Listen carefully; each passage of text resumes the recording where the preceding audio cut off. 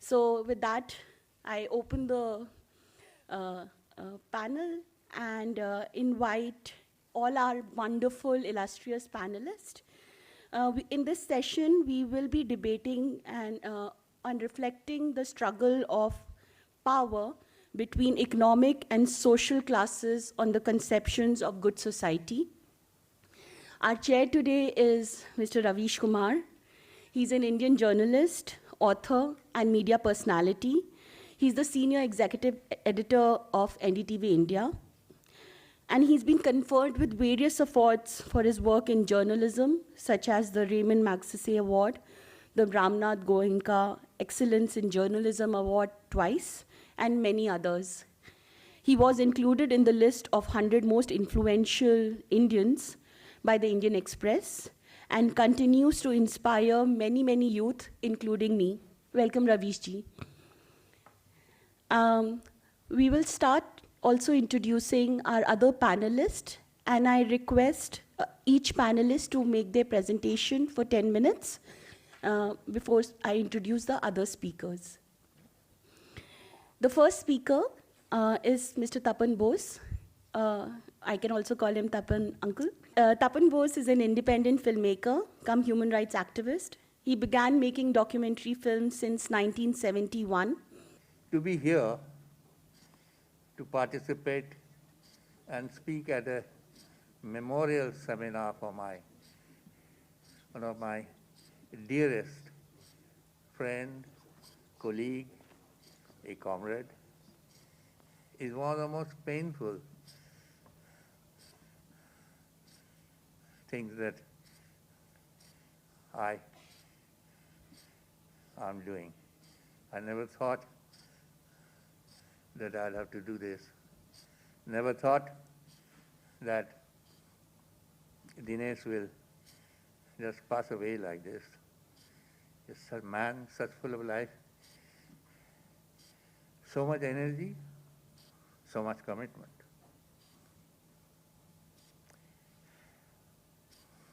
That's the way of life, I suppose. We all have to deal with it, cope with it, and get along, keeping his memory alive and doing the work that we've been doing together. Dinesh is a scientist par excellence. And he brought that, scientific approach to the whole issue of human rights. And investigation was his main forte. We started working together in 1984 during the pogrom against the Sikhs in Delhi and many other parts of the country after the assassination of Mrs. Indira Gandhi. And here in Delhi, a horrible massacre. Dinesh was a part of a team which investigated, and I think one of the boldest reports of human rights abuse investigation is what came out of that investigation, called Who Are the Guilty? And without any fear and favor, they very clearly identified the names of people, big people, politicians, and showed how they were involved, how they had, allowed and perhaps even arranged to let this happen. We went to Kashmir in 1990. And in Kashmir, it was a 4-person team. We were the first group of Indians who had landed in Srinagar after the crackdown. And the report we wrote was called India's Kashmir War. Dinesh was one of the main authors of that report. He's been involved in many, including the Bhopal gas incident, the scientific investigation into the leak. He was with us in Ayodhya after the demolition of the mosque, and we set up a People's Tribunal.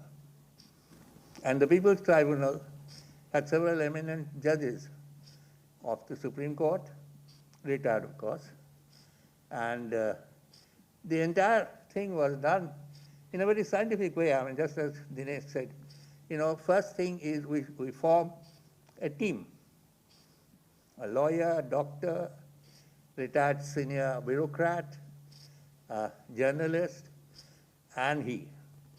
And they went to Ayodhya, Faizabad, and spent several days investigating, talking to the people, gathering evidence, and produced a report. And that report was presented to the judges of the tribunal. In addition, of course, several people came from Ayodhya to depose. I'm going through all this. There are many other things that we have done. Some together, some he's done on his own. He worked in Punjab during the crackdown after the Khalistan movement, the massive human rights violations committed by the police, particularly under the leadership of KPS Gill, who was considered a great policeman by the upper class Indians. Well, I'm supposed to make a presentation about what is human rights, or what is it that we mean when we talk about human rights. Well, everybody knows what human rights is. I need not go into explaining all this. But what I would like to flag out, that it is essentially a European conception. It's not universal. It came from Europe. And historically, it comes it begins during the 18th century, at the time of, what Eric Hobsbawm calls the age of revolution, the Reformation, the challenge to the absolute monarchy by the growing class of burghers, the new economic class. Many things happened at that point of time, if you remember. One of the major things that happened is the reformation of Christianity, Protestantism.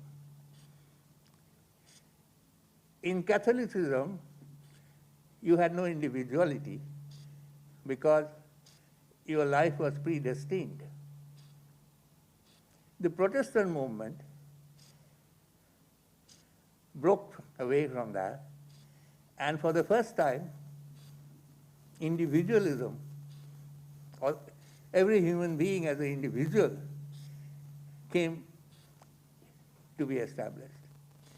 Because Protestant said each person can reach out to his or her own God. You don't need the Pope. And life is not predestined. And if life is not predestined, therefore you are free to do things on your way. And so individualism comes from Protestantism. It also brought the idea of a secular person. It also brought the idea of individuals' agency. As Max Weber says, capitalism is the accidental growth of Protestantism, which it is true, because thus began the whole enterprise of each individual making his or her own life and making money as such was not necessarily the objective in the beginning, but it became so. Now, if you look at it at that, the clash between the two, the old regime, the monarch, the church, the clergy, the privileged classes, and the new group who were challenging them, it actually created then the situation where the concept of a commoner comes into existence. The second step in the history is the arrival of the second commoner. Once industrialization started on a larger scale, massive uprootment of the peasantry, who were till then completely tied down to the estates of the lords, whose existence and life was completely identified with the lords and the masters and the manors. They were uprooted, and they became completely dissociated people who could then only survive by selling their labor. So the birth of the labor class, labor market, the whole concept that you own your labor and you go to the market and you sell it for your own survival. So there's a second lot of commoners. So what we have, if you look at it, is the beginning of ideas of, on one side, the upper class, who are concerned about the state being oppressive. So the idea that they have is individual freedom, freedom of movement, freedom of ownership of property, freedom of, freedom from any kind of repression by the state. The other commoner also had demands. And their demands were, they wanted employment, they wanted housing, they wanted education, they wanted health. And between the two, therefore, there was the clash. The civil and political rights, and what later came to be known as economic, social, and cultural rights. And that has continued till date. Even more so today under neoliberalism. I have a paper which is a bit long, because to talk about all this, it will take a lot of time. I hope it can be, anybody who is interested in reading this paper might be able to get it from the organizers. I think I've already taken a lot of time. I would like to come to the present time, from 18th century, 19th century, the heydays of liberalism, then the war. And after the war, the situation had changed enormously. The capitalist states of Europe were all in total disarray. The economy was doddering. The only economic power in the world left at that point of time was the United States. And on the other side, you had the Soviet Union, which has strong ideas of socialism, which is also spreading in Europe among the intellectual class, among the working class, among the youth. The Americans, of course, were very worried. And therefore, a lot of things happened. They forced the British to create a committee which finally today exists as the Committee for European security. I forget the exact nomenclature. And a massive amount of investment was made by the Americans through what is known as the Marshall Plan. It was a collaboration between the United States government as well as multinational corporations of the United States. And the whole idea was to stem the spread of ideas of socialism. It was not completely blocked. So what we saw and what you have seen in Europe, the rise of social democratic states, in which it was accepted that it is the duty of the state, while honoring the right to property, not trying to control the market too much, but at the same time, the state must also provide for education, health, housing, unemployment allowances, etc. This was the days of basically state-controlled capitalism under the influence of a great economist of that time, Lord John Maynard Keynes, or what is known as the Keynesian economy. So state-controlled capitalism continued for a long time. It all collapsed after 1970, when the first economic crisis arrived.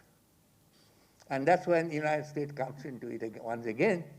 It adopts a new so-called humanitarian policy of intervention and also funding and financing. It adopted human rights as a part of its foreign policy. And since then, human rights has remained a part of the foreign policy of the United States. And what all they have done, including in under the guise of responsibility and R2P, responsibility to protect, in Libya, in Ivory Coast, in Afghanistan, in many other places, as we all know, and I need not, So now we have a situation very clearly where human rights discourse is split between the two. And the first generation of writers, they are called the civil and political rights, remain the most favored rights of capitalism. Because that is what even the neoliberals are very much fond of. They do not want the state to interfere. They want absolute freedom for movement of capital, repatriation of their profits, be here today, gone tomorrow, wherever there is a better opportunity. What has resulted of this neoliberal economic globalization policy is a massive increase in the inequality levels. In fact, they have completely taken the lid off the whole issue of equality. The guiding principle is laissez-faire. It is survival of the fittest, back to Darwinism. If you look at what is happening under neoliberalism. So this is the crossroad in which we are. There are scholars who have pointed out the compromise or complicity between human rights and neoliberalism. And there are others who are hoping that this compromise will not completely overtake the entire human rights movement. I'm one of those who believe that the human rights movement will survive. It's not, it's a very gloomy situation right now. There is no doubt. Because there are no takers for the social and economic and cultural rights of people. Democracies have collapsed. There are no real opposition parties in the world. Everybody believes neoliberalism is the best thing that has happened. And yet, I think, I'll end by saying what Gramsci wrote in his prison diary at the height of his incarceration in Mussolini's jail. He said,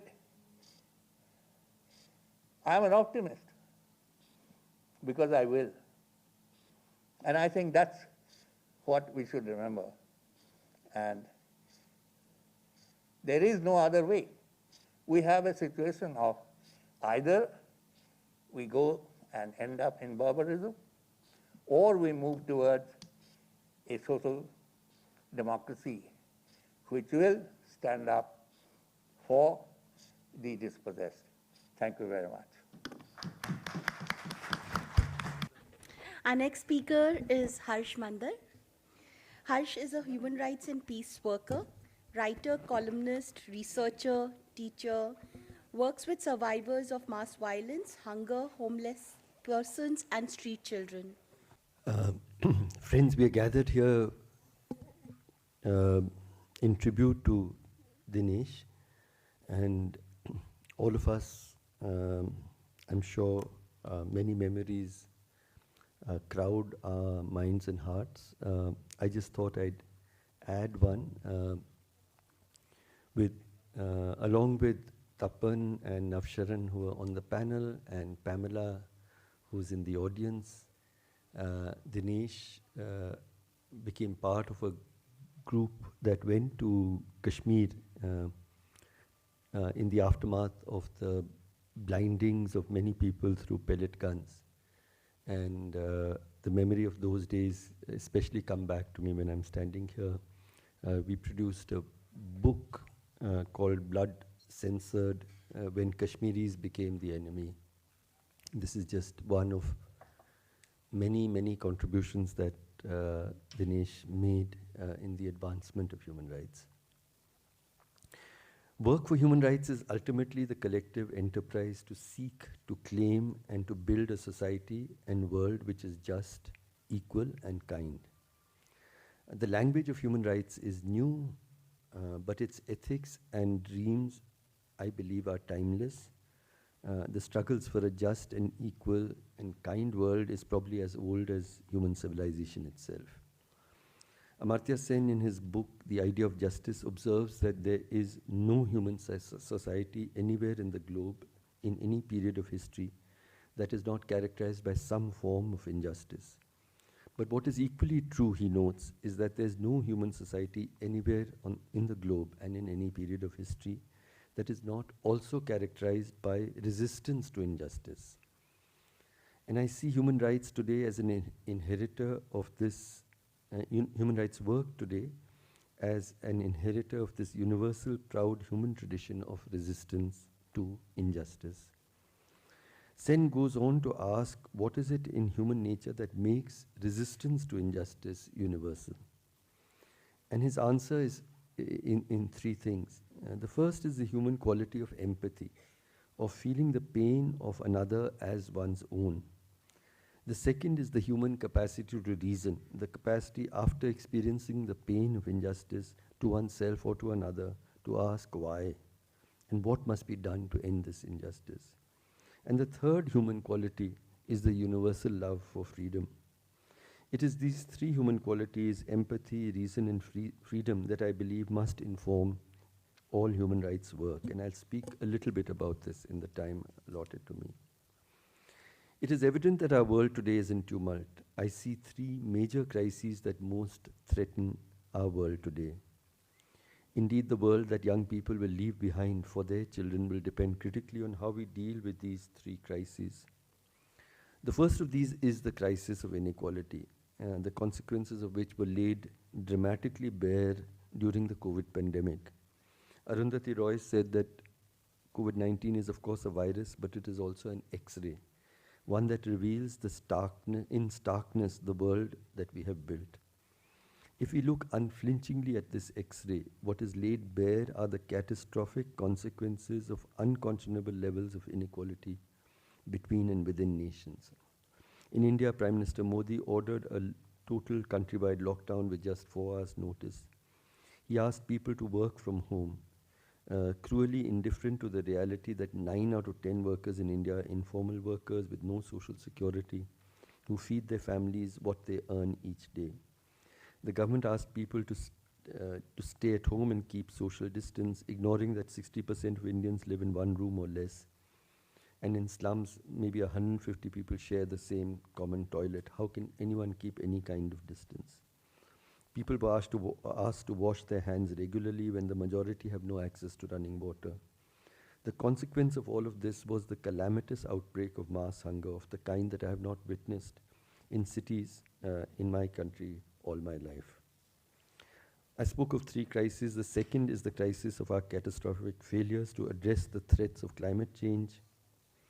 And the third is the crisis of our failures to live with peace and goodwill with people we see who are different.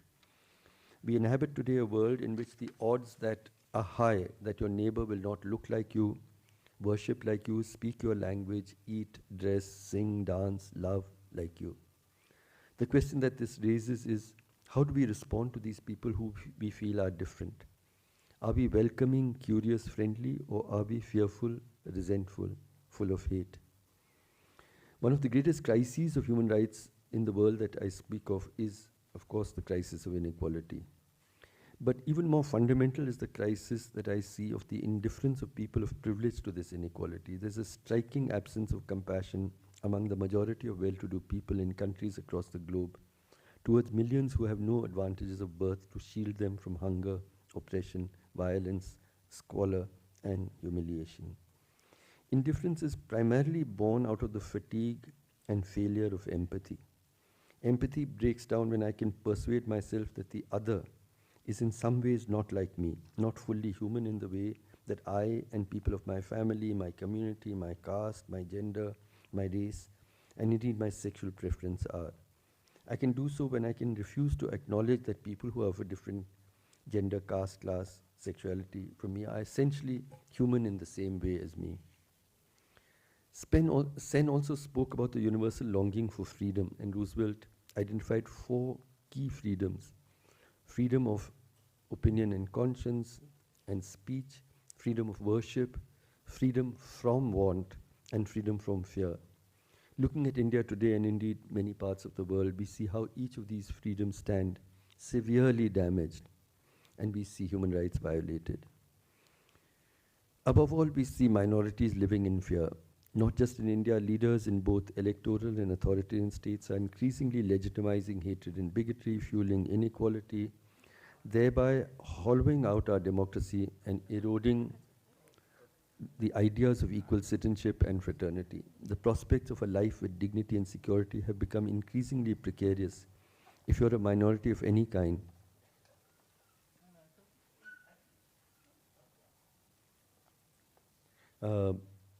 Gender, religious, racial, caste, class. Mahatma Gandhi left behind a talisman to guide public action. He said, bring into your mind and heart the most vulnerable person you know. Ask if what you are setting out to do will improve her life, enhance her freedom, and only then is it worth doing. These most oppressed of our people must stand at the core of our work. Gandhi's talisman, and even more elaborately the Constitution, the writing of which was led by Baba Sahib Ambedkar, reminds us that a good society is one in which we take care of each other, and a good state is one in which the state primarily regards its duty to secure equitable access of every person, starting with the most oppressed and dispossessed, of all the goods and services and capabilities that are necessary for a life of dignity. In the end, I'm speaking about the critical importance of understanding and practicing fraternity. Fraternity literally means brotherhood, but what about sisterhood? The Hindi word in our constitution is much finer. It is bandhuta, which literally means that we are bound to and with each other. I suffer your pain, your injustice, as though it is mine. There are many sibling ideas of fraternity. These include empathy, what I call egalitarian compassion, caring, and radical love. The idea of fraternity is also linked closely to that of social solidarity, which indeed is impossible to accomplish without public empathy. This is the daily lived realization that human beings who look different, wear different clothes, worship different gods, have exactly the same intrinsic human dignity, experience the same emotions, dreams, hopes, despair, pain, happiness, anger, love, triumphs and defeats that we do, and we are entitled together to live with dignity. In the end, I just wanted to speak about how critical it is in our work for struggling for a more just and kind world built on fraternity, is of new imaginations of our futures. And I'll just talk about one, an imagination of a world, and Tapan spoke about neoliberalism, where universal social protection is guaranteed as legal rights of every human being in the planet. Noam Chomsky remarked that the idea of social protection is basically the idea simply that we should take care of each other. There can be no better encapsulation of the imagination of the good state, a state which is founded on the ethics and politics of social solidarity, on the continuous mindfulness of the obligation of the state to care for every person, weak and strong. But Chomsky goes on to say that we live in times when this is considered a profoundly subversive idea, the idea that we should take care of each other. For many today, the idea of social protection and social caring is indeed a dangerous philosophy which must be crushed. Those opposed to this idea are either people who believe that markets themselves are necessary and sufficient to end poverty, hunger, and want, or those who restrict their ideas of solidarity to narrow notions of identity, whether of race, ethnicity, community, caste, or any other. Or even more dangerously, these ideas converge with market fundamentalism, combining with hate politics targeting minorities, as we see playing out in India today. We need to make not just an economic case, but a moral case for social protection. We can be easily persuaded when the state tells us it simply doesn't have enough money to ensure that every child gets nutritious food, good schooling, old people, to prevent old people from sleeping hungry, from homeless people sleeping out in the cold, or to prevent children dying because their parents cannot afford health care. These are people for whom the markets can never work. We are being convinced that markets will get to them one day, and until then, they can do nothing better than wait, suffer patiently, without complaint and without resistance. A market society believes and pursues the goal or mirage of galloping economic growth. A good society preoccupies itself with everyone left out of this growth story. For this, people of every social class identity must be involved in a huge public debate about a floor of human dignity below which no human being should be allowed to fall. Imagine a new social contract in which no child will sleep hungry, no child will sleep under the open sky, no child will be sent out to work instead of to a school, which is as good as for any child her age. No person will be subjected to discrimination or violence because of her identity. No person will be denied free, good quality health care. And no old persons will have to work or beg to live with dignity. We must demand that we find the resources for all of this, especially by much greater taxing of the rich. For this to be possible, we first need to reclaim the idea that Chomsky spoke of, and to which to me is at the core of human rights work. This is that we owe it to each other as human beings, that we take care of each other. Injustice to you is also chains on my feet. Your hunger torments me. Your pain brings tears to my eyes. Our imagination for our shared futures requires the nurturing of the ideas of solidarity and fraternity, of social caring, and of radical love. Thank you. Going to the next speaker, Dr. Navsharan Singh. Dr. Navsharan Singh is associated with political activism for many years as currently an independent researcher and writer. It's my sheer privilege to be here to celebrate the life of our dear friend Dinesh. I must share that many of the questions that we are discussing in this panel were part of the conversations we've had with Dinesh, and especially in one of our last trip together to Kashmir, about which Harsh mentioned earlier.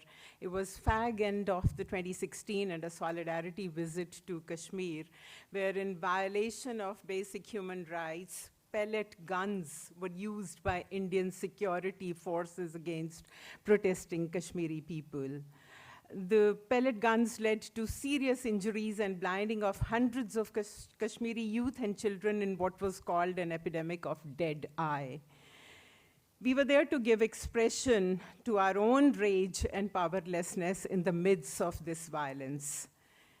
Other colleagues were also present and would recall the searingly painful journey which we collectively took with Dinesh. So the question before us is, how do we protect what needs to be protected? Or how do we even start to think meaningfully about human rights when it is not the rights, but the violation of rights, which is a troubling question of our times? Tapan and Harsh actually laid down the genesis, the forgotten struggles of the working people and what is at stake today for building pro-people discourse of human rights. Friends, we are living in times confronting a state which is armed to the teeth with extraordinary powers.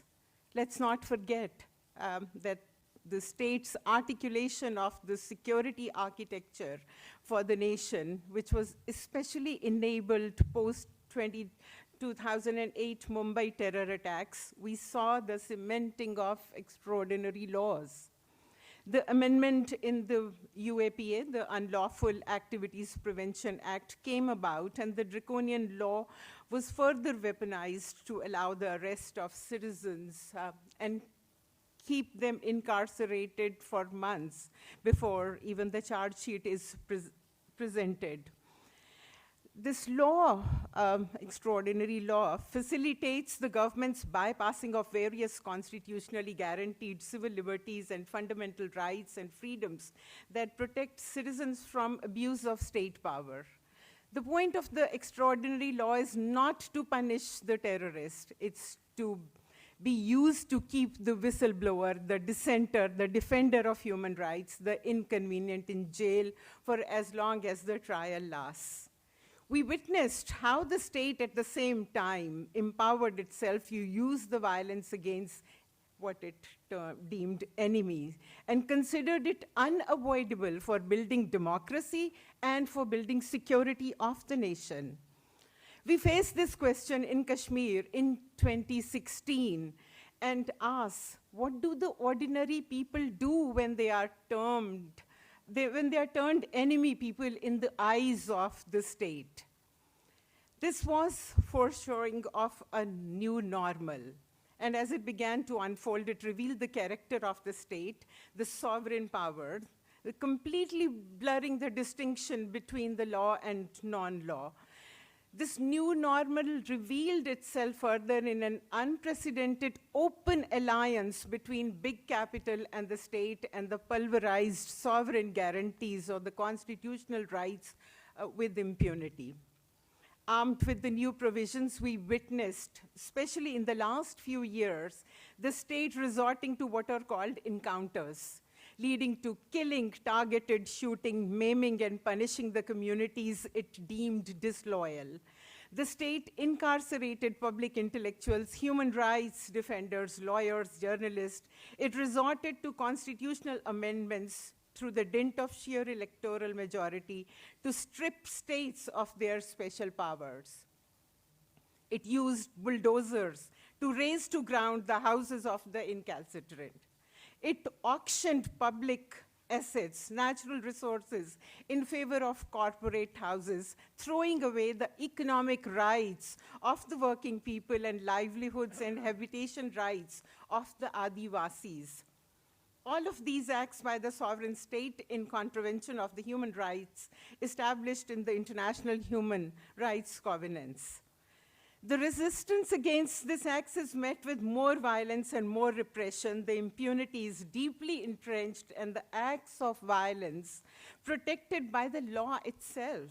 The state has made slowly itself legally unencumbered.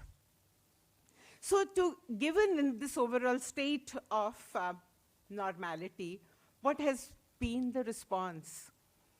Our campaigns insist on enforcing back the constitutional guarantees: freedom of expression, liberty, dignity, seeking release of those incarcerated. We cite constitutional provisions, we expose the state for violating its own laws. We hold meetings, we hold symposia, we arm ourselves with arguments to hold the state to account and to show how it is going back on its own guarantees. It is absolutely necessary to get people released, and we are relieved that we are still able to raise noise and successful legally in getting a few favorable orders from the courts. But are we making a real difference to the protection of human rights which need to be protected? While we struggle, more people fall victim to the operations of the sovereign power itself. So how do we get out of this vicious cycle and build a rewarding radical movement for making real the human rights? How do we think about protecting human rights in an alternative way beyond the current limitation and facilitate the aim of radical politics? I will say, perhaps by conceiving human rights not as a static attribute or characteristic of rights, but as a political process, a practice in which the meaning, content, and remit of human rights is constantly made and remade in political engagement and activity on the ground, in political practice which centers around building and exposing the links between extrajudicial violence and the operation of the sovereign power in normality. A sliver of this emerged during the historic farmers' protest, which was witnessed in the borders of Delhi during their 13-month-long resistance against their proletarianization. And I was there. The farmers came to Delhi on November 26th, demanding rollback of the farm laws, and not many will probably know that the largest farm union from Punjab marked the International Human Rights Day at the protest stage on the border on 10th of December, barely days after they pitched their tents at the borders. At the protest stage, the farmer leaders spoke about human rights without mentioning they were second-generation rights or third-generation rights. Their resistance, they talked about their resistance to protect their lands and livelihoods.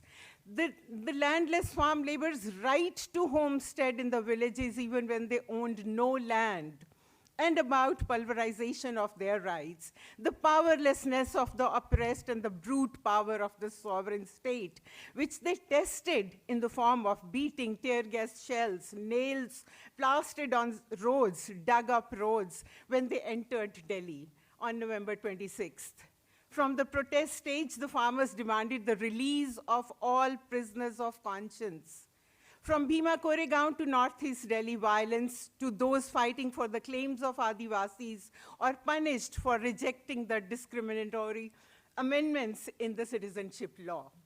Once again, as the farmers were winding up to leave after 13 months, their last day in Delhi on December 10th, 2021, the protest stage of the same farm union marked the Human Rights Day once again. And what did they do? What did this bring? Number one, they took the cases of repression and incarceration to the people, the ordinary farmers and laborers sitting in resistance against the state's oppressive policies. Second, they made visible the possibility of building alliances between workers, farmers, and human rights defenders. And third, they laid out the facts, which are perhaps of no significance in the legal fight for restoring rights of the incarcerated, but which are crucial for advancing a radical vision of human rights movement from the point of view of the resisting people. The facts like imposition of resource-intensive green revolution farm technology on farmers, which destroyed their knowledge system, diversity and their control over the produce of their own labor, caused their pauperization and suicides, the confiscation of their lands, at the same time, emergence of a vibrant land market simultaneously, and the link of all of these with the arrest of public intellectuals, which according to them gave them the tools to understand their own oppression. So in the farmer struggle, friends, and I'll conclude by saying this, we see an example of boundaries being pushed for making real all generations of human rights which the oppressed must have, second generation, third generation, first generation. They turned the human rights discourse, the farmers, on its head, from seeking constitutional guarantees to making resistance as their basis, articulating the connections which they made from their everyday experience of struggle to feed, clothe, and house themselves, that is, their own reproduction. And friends, I see from my own practice, from watching these movements, that this is where the hope I see lie in building a movement for human rights for all. Thank you. Our next speaker is Ms. Nitya Ramakrishnan. Ms. Nitya Ramakrishnan is a senior advocate in the Supreme Court of India. Well, I miss Dinesh. I miss his warmth, his affection, and his hospitality. I also miss his joy in telling anecdotes. I salute his abiding interest in the social relevance of technology and his innovations in that field of the extent, depth, and brilliance of which I'm only learning by and by. I will speak on a specific topic, as discussed with Tapan earlier. I will speak on how courts in India have dealt with human rights. I'll speak briefly on it. Consider some 5 instances. In 1997, in the PUCL case, the Supreme Court of India said that the right to privacy cannot be violated at will by wiretaps, and set an elaborate code which was later incorporated in the law. In 2017, the Supreme Court, by a 9-judge bench decision, upheld privacy as a fundamental right. So how do you now reconcile the state's refusal to tell the come clean on whether or not they use the Pegasus spyware to the Supreme Court and the committee set up by it? They have just said, we won't tell you. Another instance, in 2011, the Supreme Court, in the Nandini Sundar case, said the use of state-sponsored vigilantes, as the Salwa Judum is or was in Chhattisgarh, was unconstitutional. Even as ink had not dried or had dried on that judgment, the state started using similar vigilantes in the name of Koya commanders, SPOs, and more, and this is there in many parts of this country. How do you reconcile this?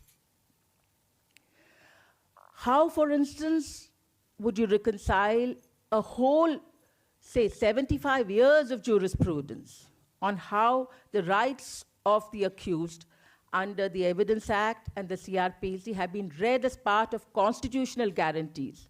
The presumption of innocence, the right to silence, the right against self-incrimination. In fact, even though Pota and Tada were upheld, you do see in the Supreme Court some introspection on whether such provisions are at all warranted, which is what led to their repeal, although they've come back in some form. With this kind of jurisprudence, how do you reconcile a judgment on the PMLA which holds the presumption of innocence to be a mere rule of evidence, which says that all rights, due process or otherwise, although human rights, are dispensable in the pursuit of legislative policy? How also do you reconcile, Tapan spoke of Tapan and his films, which were sometimes banned, sometimes not certified, but there has been a progress in the notion of media rights, both creative media and news media, and yet you have these new media rules, which of course 2 courts have stayed and the Supreme Court is yet to deal with it. Now the point is, this is not a linear progression one way or another, not necessarily away from human rights or for. For instance, it's the same Supreme Court which has, from 1952, which took a very restrictive view of fundamental rights, expanded it greatly in Maneka Gandhi, saying that any law or process must not only be correct as procedurally correct, but also must be reasonable, fair, and just. In between the 50s and the 80s, you saw a whole expanse of labor jurisprudence. Workers were held to have a say in whether the company should buy machines. Workers were held to have a say in if the company was to be wound up. In terms of gender rights, there has been a change in stereotyping women, say in matrimonial cases and jurisprudence. The old stereotype of what constituted cruelty by a wife has undergone a change. Public interest litigation came into its own.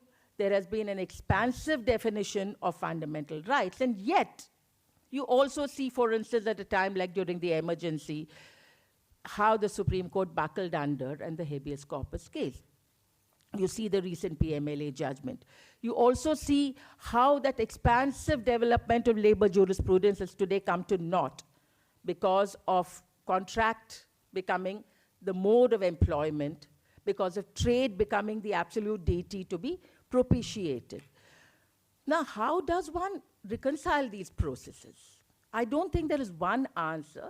One could have a dialectic understanding of it, one could have a Marxian understanding of it, and people have attempted. For instance, Rajiv Dhawan has written about how the Supreme Court has uniformly upheld the right to property, while not dealing with such alacrity with violations of the right of liberty. That's one view that can be taken.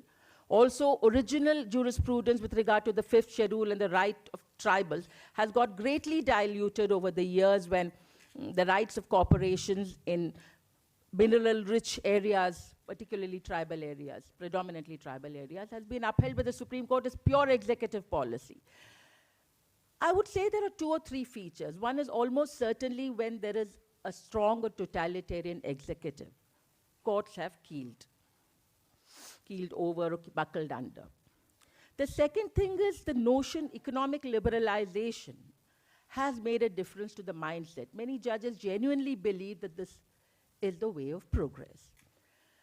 The third is, I think, that too much reliance has been placed on the courts. After all, they're part of a political structure, and we assume that they come from somewhere and they're other than us. So for every little thing running to the courts has also given them a power and an agency to act on behalf of the executive. This is, of course, purely my personal feeling. Recently, however, all these features have been there in the courts from the start. But there is a particular virulence that we see in judicial behavior in the last 7 or 10 years. And I have recently described it as having 3 features, and I'll end with those.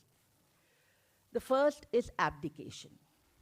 Important habeas corpus petitions, challenge to Article 370, fundamental challenges have been pending for years on end in the Supreme Court, with no sight of their being taken up. The second is distortion.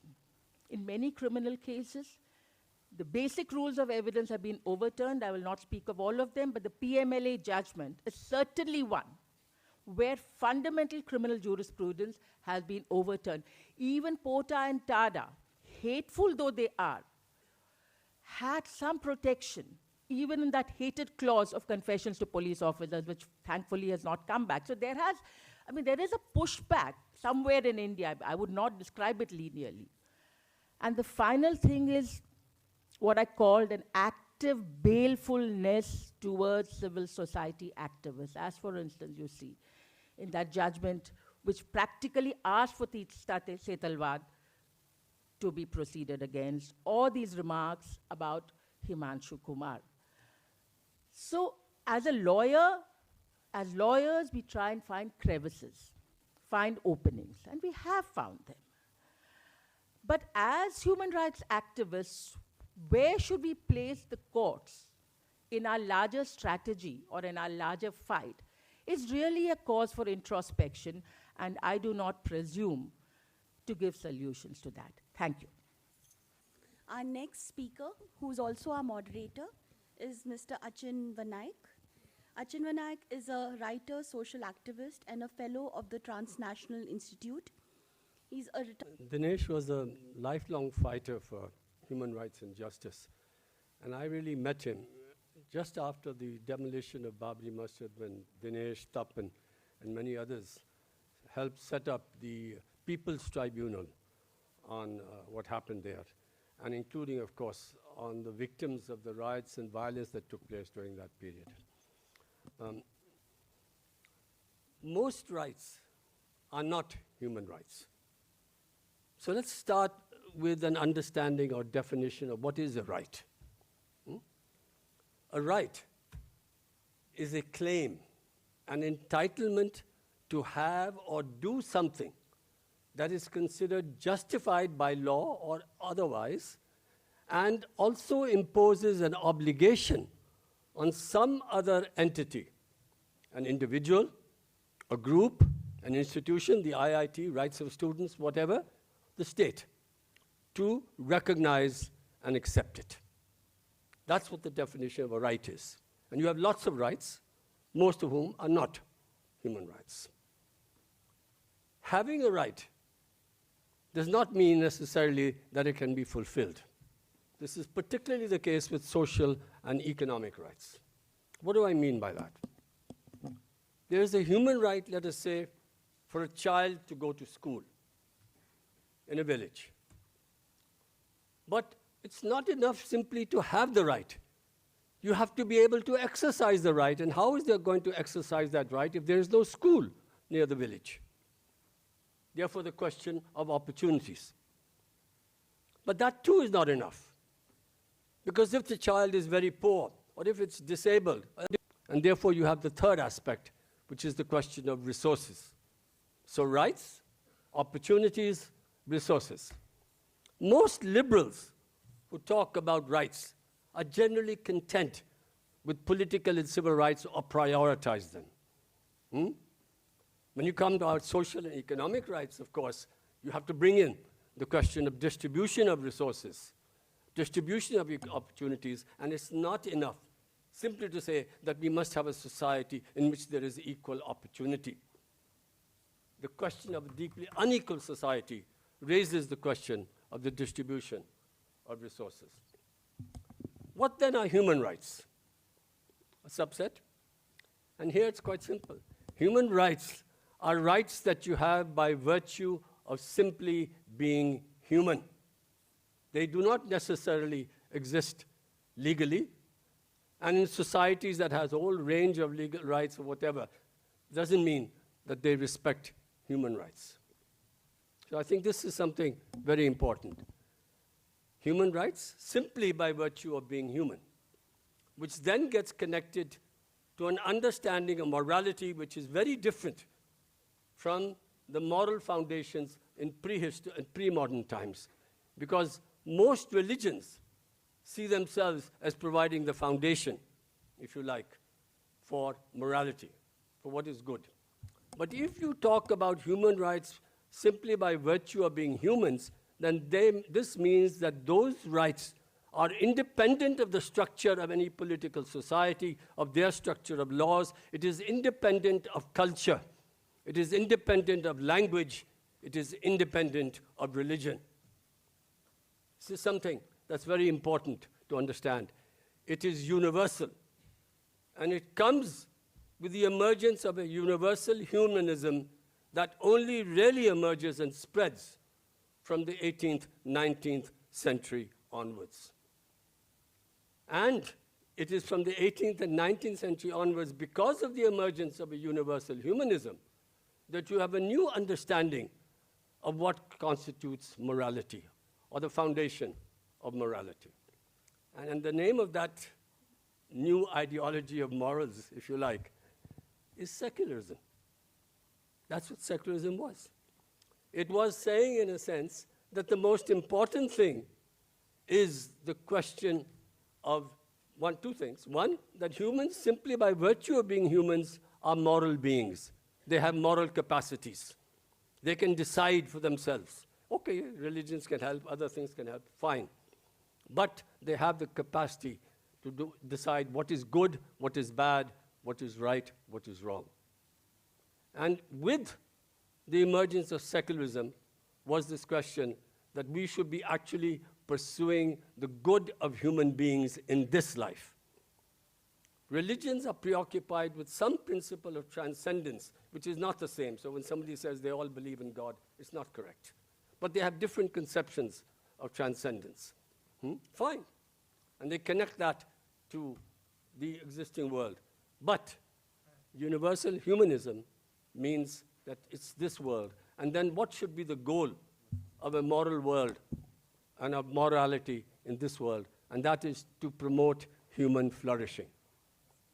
There are differences, obviously, in what is understood by human flourishing, but that's a separate question.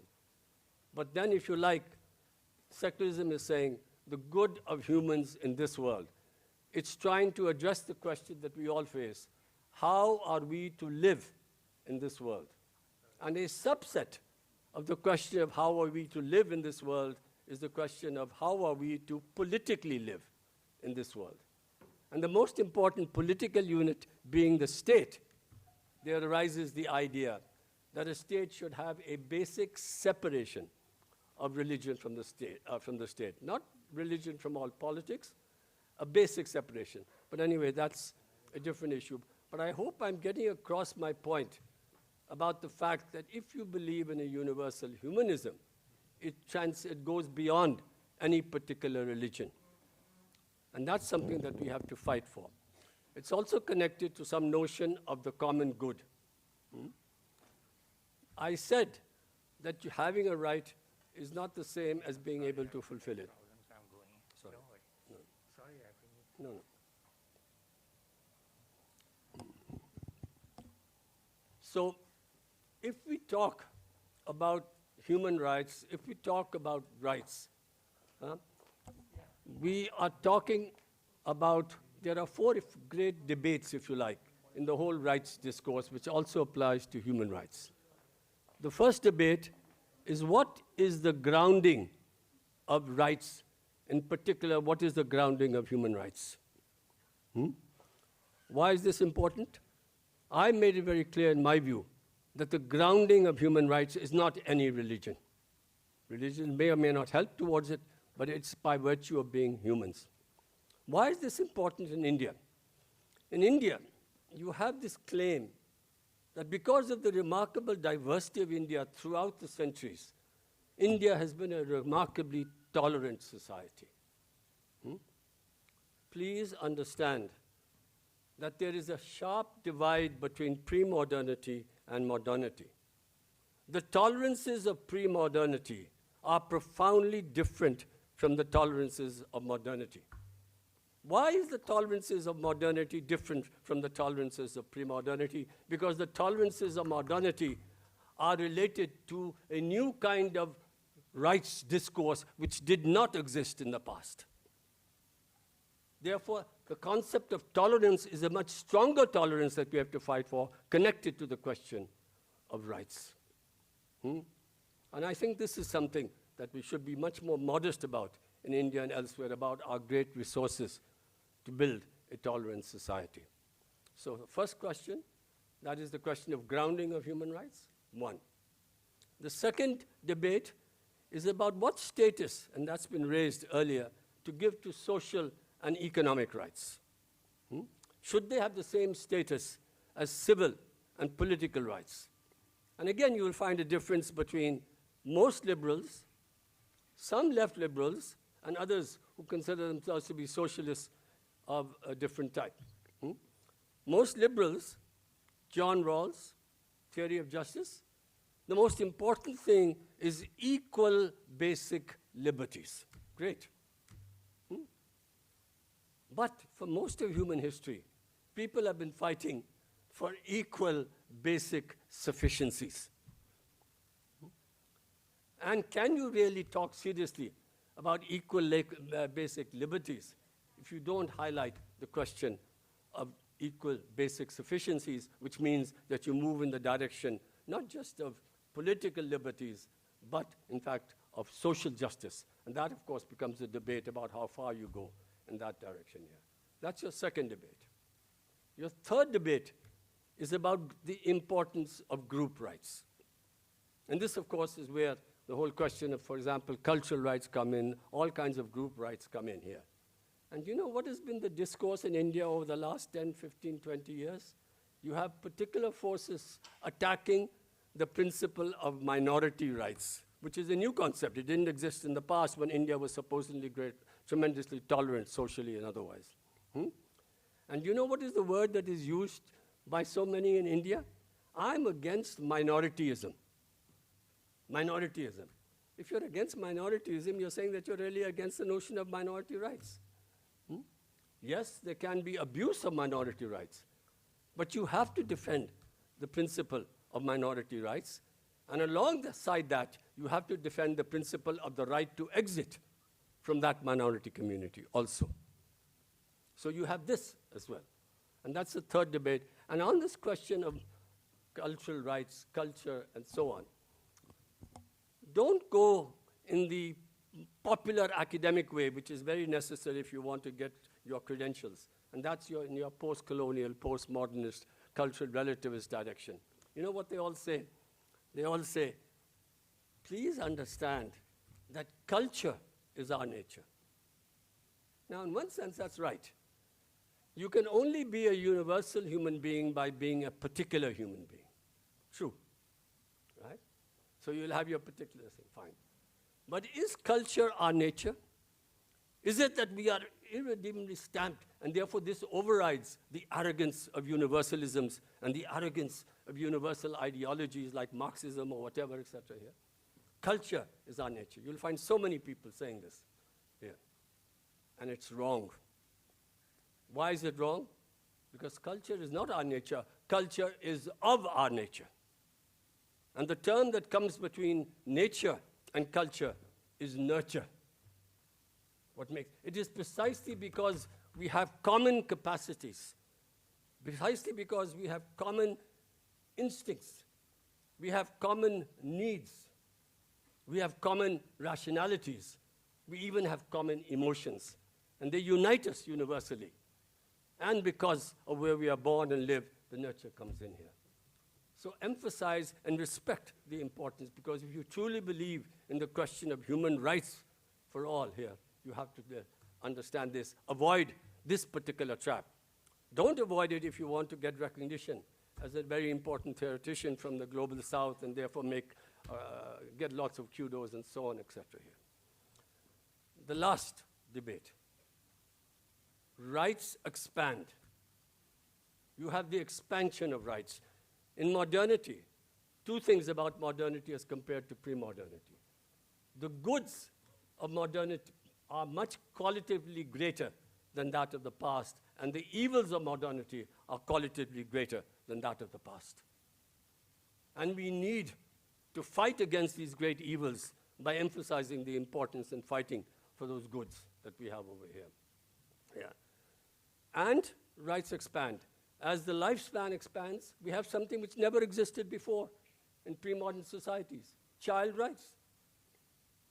Children should actually be able to play. Children should be able to go to school. These are developments. These are expansion of rights. And the same thing applies to human rights. The previous speaker talked about the right to privacy. Shouldn't the right to privacy be a human right? Yes. So you have to keep on fighting for the expansion of even human rights, and you will find others who will oppose you. What is happening over here? Yeah, you talk about the right to privacy and so on. Well, what about the right of national security? And hence a justification, if you like, for surveillance and surveillance capitalism and so on, etc.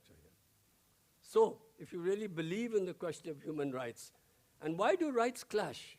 They clash because values and beliefs clash, because ideologies clash, because your projects for making a better society clash, and you will have to choose sides to fight for what you fight against those who will fight against you. I'll end by just pointing out what happened to me many years ago when I went to Yale University to give a talk. And this is a talk about India, and there were about 25, virtually all of them Indian origin students or Indians who had gone to study over there.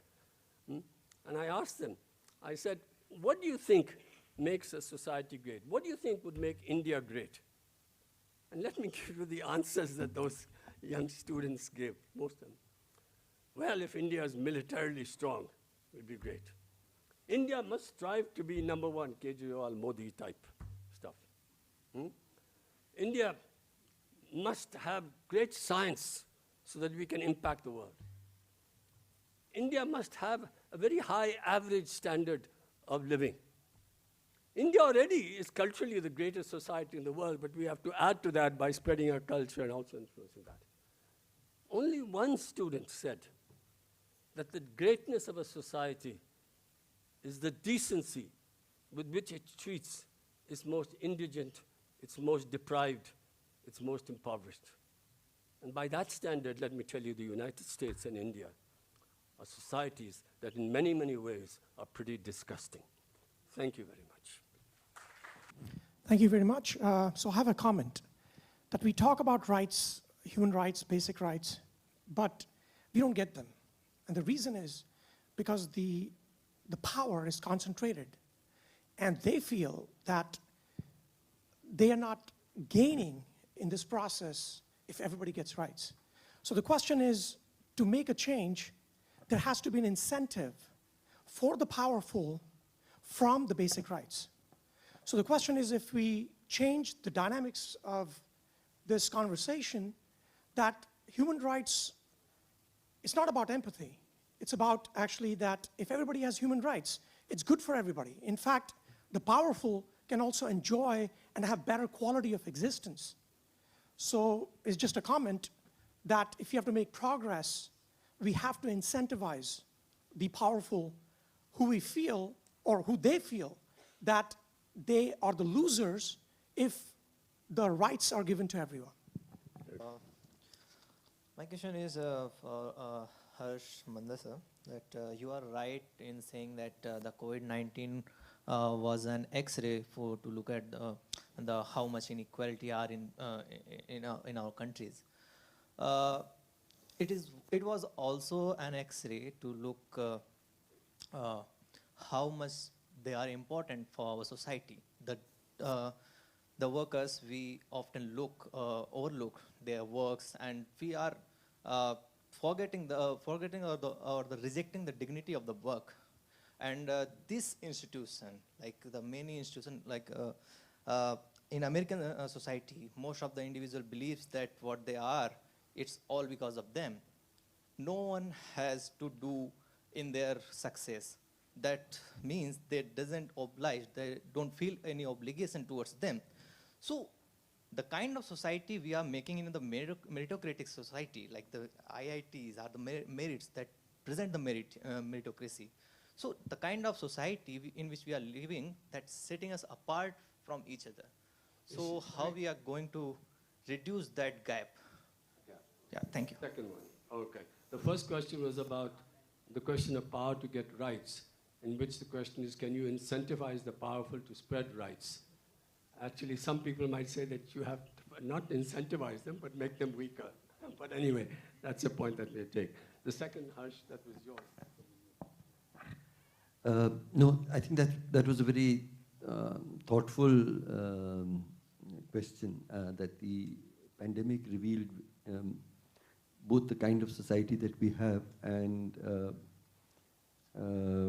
how little we care about what is happening to other people. So we in the middle class were happy to come onto the balconies and bang thalis, etc., without even, thinking about what is going to happen to people who earn on a daily basis, who will be living with hunger, the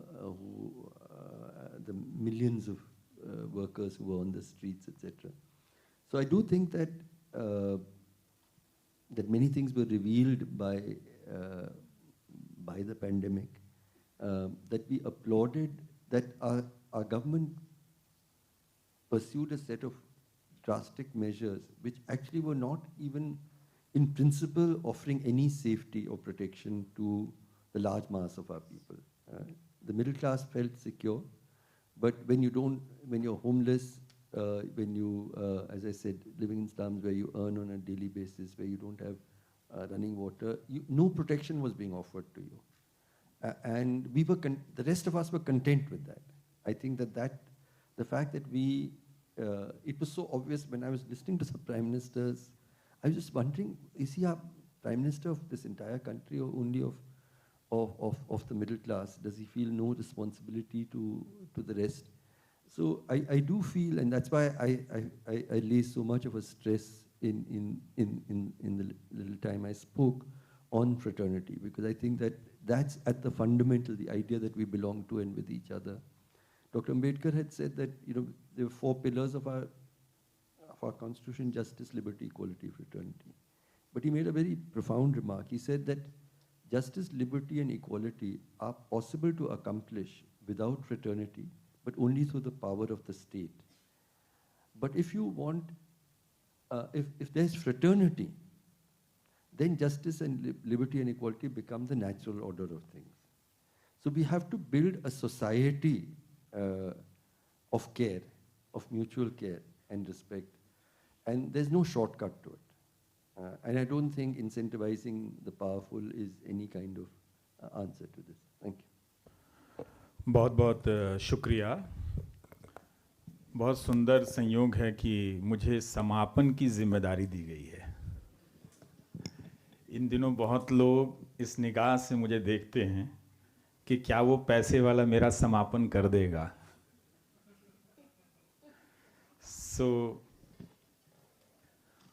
और उनको जवाब देते देते मुझे भी लगता है कि जेब में रुपए नहीं हैं और मैं किसी खरबपति के सामने खड़ा कर दिया गया हूं कि क्या वो मेरा समापन कर देगा, कंक्लूड कर देगा. तो इसका जवाब आने वाले दिनों में मिलेगा. बहुत से लोग दौलत के नशे में ये सोच बैठते हैं कि दुनिया की सारी चीज़ें उन्हीं की हैं, मगर उसकी भी एक सीमा होती है. बहुत से लोग इसी वक्त में उन लोगों की तरफ देख रहे हैं कि किस हद तक इस देश की दौलत पर ये 4 लोग कब्जा कर सकते हैं. देख रहे हैं वो लोग. आप सभी ने जो यहाँ बातें कहीं, मैं उन्हें समेटना नहीं चाहूँगा, क्योंकि अलग अलग आयामों के साथ आपने मानवाधिकार के बारे में सोचने के लिए हम सबको बहुत सारी चीज़ें दी हैं. तो बात आप सभी की हवा में बिखरी रहे, उन्हें समेटने की ज़रूरत नहीं है. मैं जिस माध्यम से आता हूँ उस माध्यम का कभी भी मानवाधिकार से कोई सरोकार नहीं रहा. मैंने अपनी ज़िंदगी में नहीं देखा, अपने पेशेवर ज़िंदगी में टेलीविज़न पे कभी नहीं देखा, लेकिन अचानक देखा कि 2014 के बाद टेलीविज़न के न्यूज़ एंकर रातों को जागने लगे और मानवाधिकार पर हमला करने लगे. मुझे ये बात समझ में नहीं आती थी कि अचानक इन्हें मानवाधिकार से क्या दुश्मनी हो गई, और उन्होंने जनता के बीच लगातार करोड़ों दर्शकों के बीच हर दिन रात ये धारणा बनानी शुरू कर दी कि मानवाधिकार की बात करने वाले ये 4 लोग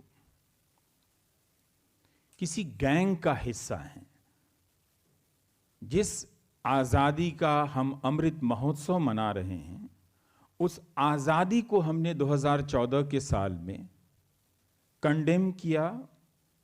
आज़ादी के नाम के आगे गैंग जोड़ दिया. तो न्यूज़ एंकरों ने कपड़े तो अपने न्यूज़ एंकरों के रखे, काम उन्होंने माफिया और गुंडों का शुरू कर दिया था.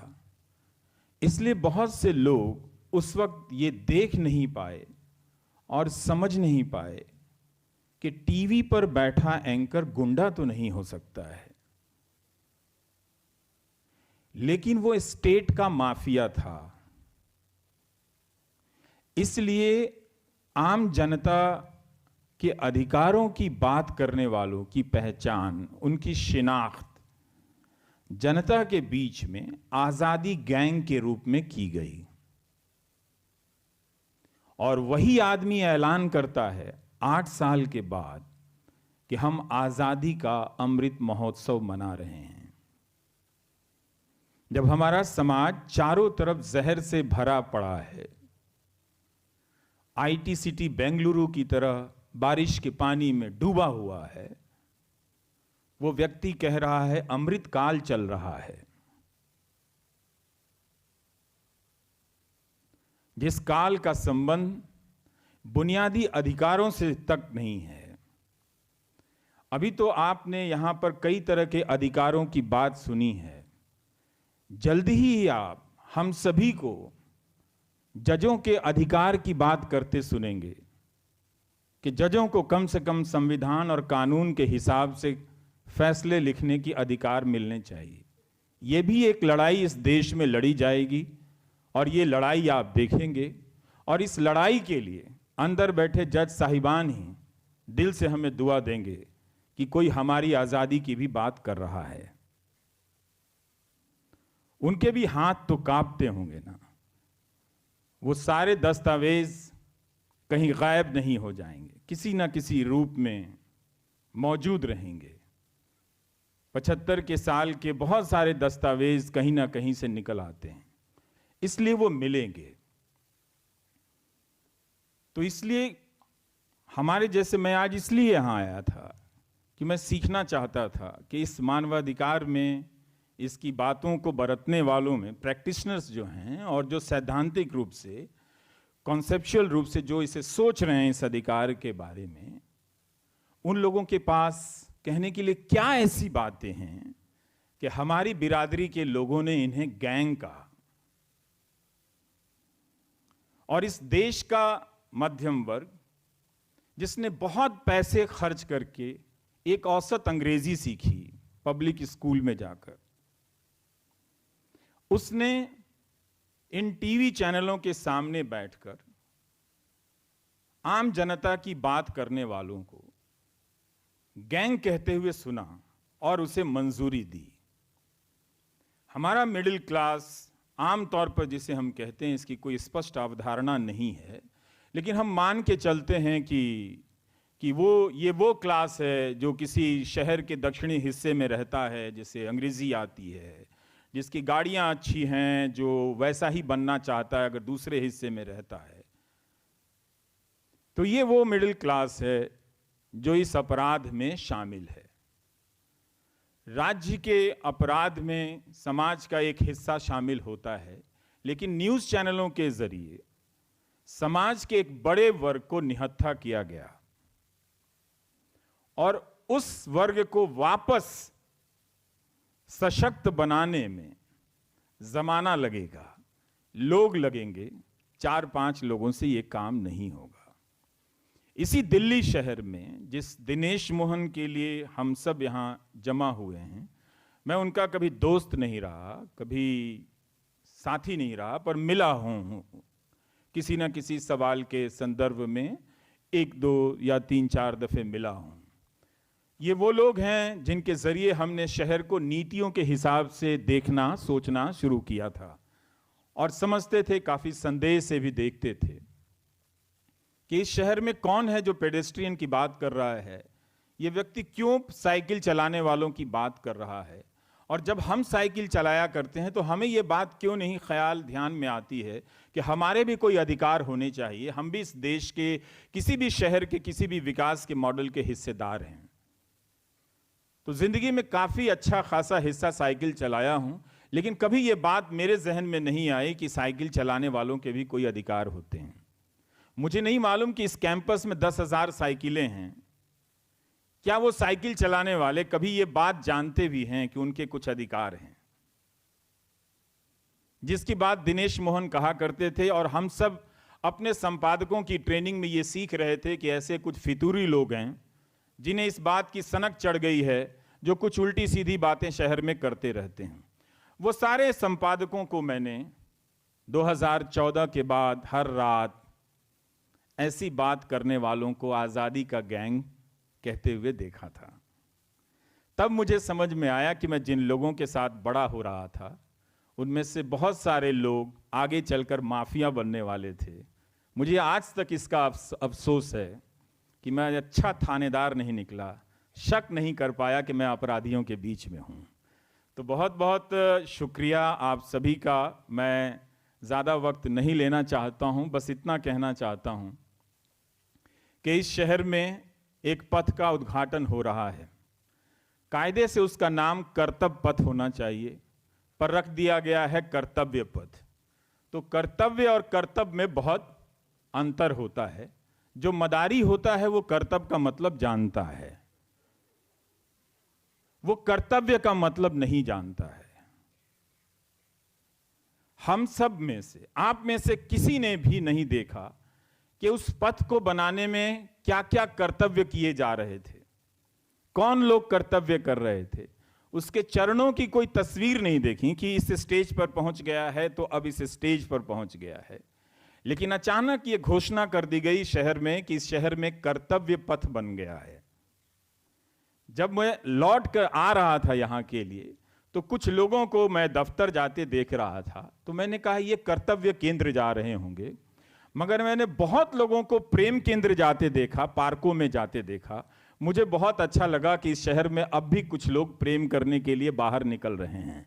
ये हमारी उम्मीद है उन लोगों से जो प्रेम करने के लिए किसी इमारतों के पीछे जाते हैं, किसी झाड़ियों में जाते हैं, किसी पार्क में जाते हैं। ऐसे लोगों से शहर आबाद रहना चाहिए। ऐसे फर्जी लोगों से कोई भी शहर आबाद ना हो, जो करे कर्तव्य और कहे कि कर रहे हैं कर्तव्य। तो बचा कीजिए और सूचनाएं मांगा कीजिए। हम सब आज सूचना विहीन संसार में जी रहे हैं। हमारे पास सूचनाएं नहीं हैं। इंफॉर्मेशन टेक्नोलॉजी आई, ये नाम दे दिया गया। हमने सोचा क्या बला आई है इस शहर में, इंफॉर्मेशन टेक्नोलॉजी के नाम पे कानून बन गए, मंत्रालय बन गए, टेक्नोलॉजी ने इंफॉर्मेशन को ही गायब कर दिया। कोई इंफॉर्मेशन नहीं है। कोविड खत्म हो चुका है, लेकिन उसके दौरान जो पत्रकारों पर संसद के कवरेज करने के लिए जो बंदिशें लगी थीं, अभी भी प्रेस क्लब ऑफ इंडिया के प्रेसिडेंट ने ट्वीट किया है कि वो बंदिशें अभी तक नहीं हटाई गई हैं। तो अब मुख्यालयों में जहां से सूचनाएं निकलती हैं, पत्रकारों पर तरह तरह की पाबंदियां हैं, निगाहें हैं, नजरें हैं। तो सूचनाएं आपके पास नहीं हैं। आपके पास व्हाट्सएप है, तमाम तरह के ऐप हैं, तमाम तरह के जिन्हें आप मीडियम कह लीजिए, इंफॉर्मेशन टेक्नोलॉजी कह लीजिए, मगर उसमें इंफॉर्मेशन नहीं है। तो मैं इस कर्तव्य पथ को इस रूप से देख रहा हूं कि इसके आगे कोई सूचना पथ बना देगा जिसमें सूचना नहीं होगी किसी भी प्रकार की, और उस सूचना पथ के आगे एक डेंजर सेंसर पथ होगा। फिर उसके आगे भाई साहब डेंजर पथ बनाएंगे, और जो एक पथ नहीं दिख रहा है प्रिजनर पथ, जो हम जैसे लोगों के चारों तरफ दिखाई देता है, नहीं भी दिखाई देता है तो लोग कह जाते हैं तुम्हारी बारी कब आएगी। तभी तो दौलत वाला शाह निकला है बारी को आजमाने के लिए। तो देखते हैं, लेकिन उम्मीद है कि आप सब इन सवालों को जिंदगी के साथ, जिंदादिली के साथ सोचते रहेंगे। वो जरूर डराते रहेंगे क्योंकि उन्हें डराने आता है। और जब तक हम इस दुनिया में, इस किसी भी शहर में साहस करने की व्यवस्थाओं को नहीं बनाएंगे, साहस किसी व्यक्तिगत चीज नहीं होनी चाहिए, किसी व्यक्ति की अमानत नहीं होनी चाहिए। एक ऐसी व्यवस्था होनी चाहिए कि जहां बोलना, जहां लिखना, जहां अलग तरह की राय रखना, उसे सुनना और उसे प्रोटेक्ट करना, इसका एक सिस्टम होना चाहिए। वो सिस्टम हमारे देश में खराब जरूर था, मगर था, अब नहीं है तो नए सिरे से बनाना होगा। जब 1947 के पहले बहुत कुछ नहीं था तो नए सिरे से लोगों ने बनाया। बहुत साल लग गए, लेकिन वो चीजें बनी, कुछ समय तक चली। आज नहीं है तो कोई बात नहीं, लेकिन वो चीजें फिर से खड़ी हो जाएंगी। इन्हीं उम्मीदों के साथ बहुत बहुत शुक्रिया आप सभी का, और आप सभी का भी बहुत बहुत शुक्रिया। मैं प्रोफेसर दिनेश मोहन को खास तौर से याद करना चाहता हूं कि मैंने उनके नजरिए से बहुत कुछ देखा, और बहुत सालों के बाद होते हुए देखा कि जो वो कहा करते थे बात सच निकली। बस उन्हें जाकर कहने का कभी मौका नहीं मिला कि आपकी कुछ बातें मेरी जिंदगी में हमने सच होती देखी हैं। बहुत बहुत शुक्रिया, thank you. The Supreme Court is charged with protecting fundamental rights. A great constitution, part of the fundamental rights are also human rights, though not all of it. The problem is, it's not that the nature of the institution has to be changed. Contradictions are inherent in every institution. The Supreme Court has protected the rights of the people, sometimes by expanding the notion of fundamental rights, reading the content of directive principles like equal pay for equal work in specific situations, into the fundamental right to equality, reading the contents of international instruments, including those on which India had expressed a specific reservation, for instance, the right to compensation for illegal detention or violation of human rights. India had entered a reservation against it, Article 9(5) of the ICCPR, yet the Supreme Court said these are principles of international law and we'll read them into the fundamental rights. But there are contradictions in institutions and they are subject to political and economic and other currents and countercurrents. So I'm not so sure whether the basic function is to protect the rights of the people and not a mere appeal court. But things happen, and that's what really I was speaking about. I'm sorry, I'm standing between your lunch. But my question relates to considering the current verdicts of the Supreme Courts. For example, a girl is being raped and the father when approaches to the Supreme Court and the Supreme Court just says that, why did you come here? You go to district courts. Or a person who is being charged for the tweet which was 5 years old. So considering all these examples, do you seriously think, or is there a time now we should think about the standards and accountability, judicial standards and accountability? We've always thought of them, and at all points of time there have been good and bad points. This is not the time to start, this is the time to continue it. And I could not fully understand your examples, but always there are issues about all institutions, and the judiciary is no exception. Nothing to start now. It's been happening for many years before I was born and before you were born, this thought. All right, thank you.